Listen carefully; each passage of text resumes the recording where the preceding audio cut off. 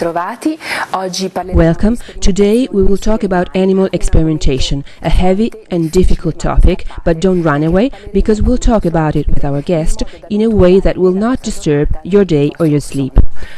I asked Dr. Stefano Cagno, medical director for the Desio Vimercate Hospital, to come and visit us so he could talk to us about his latest book, Everything You Should Know About Vivisection, but They Don't Want You to Know.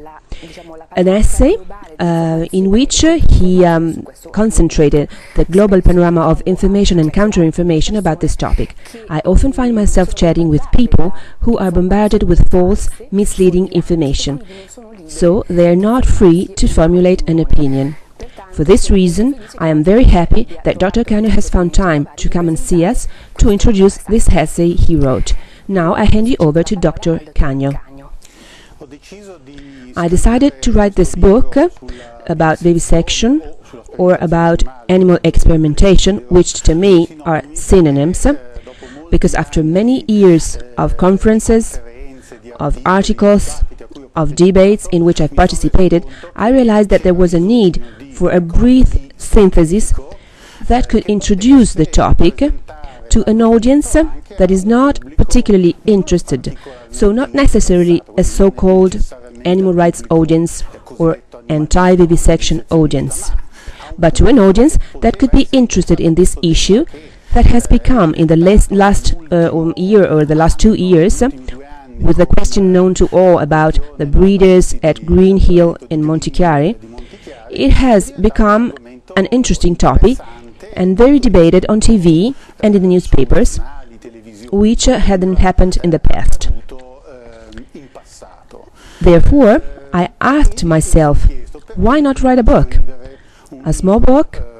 Because in the end, it is a book that you can read quickly. It's structured for questions. Questions that, in the end, are posed most frequently. Also, the statements made by those who are in favor of animal experimentation that are made very often to condition people to say, okay, experiments on animals are useful, ethically legitimate, and it's okay to keep following this path. So, I decided to take about 30 questions and give brief answers to them. Then, it's clear that I indicate a bibliography in the book, so that those who are interested can go deeper in the question.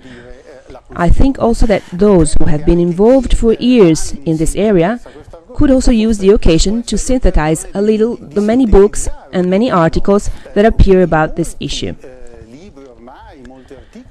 My starting point is the scientific point of view, because I have a doctorate in medicine and surgery. So, data at hand, I try to dispel the myth that experiments on animals are indispensable for scientific progress and therefore for the well-being of our species. I do not underestimate also the ethical aspect. Today, in 2013, it's not possible not to think also about the ethical aspects.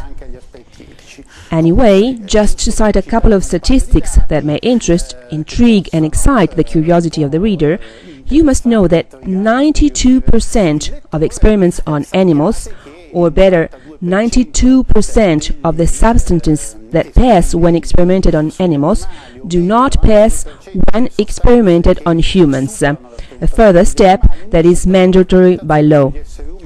Someone may think that this data is data from animal rights activists, but this is data from the Food and Drug Administration, so the organism that controls the sale of pharmaceuticals in the United States of America, or that 51% of pharmaceuticals on the market in the United States of America causes the death of about 100,000 US citizens every year, or something like 30-odd twin towers that fall.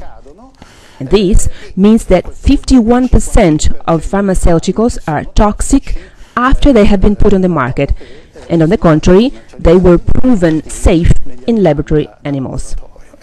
So these two statistics, I think, could be an alarming signal capable of creating interest in anyone. not only those who have the plight of animals at heart, but also those who want to safeguard their own health and that of their loved ones. Because this is the big argument used by those who experiment on animals to influence public opinion.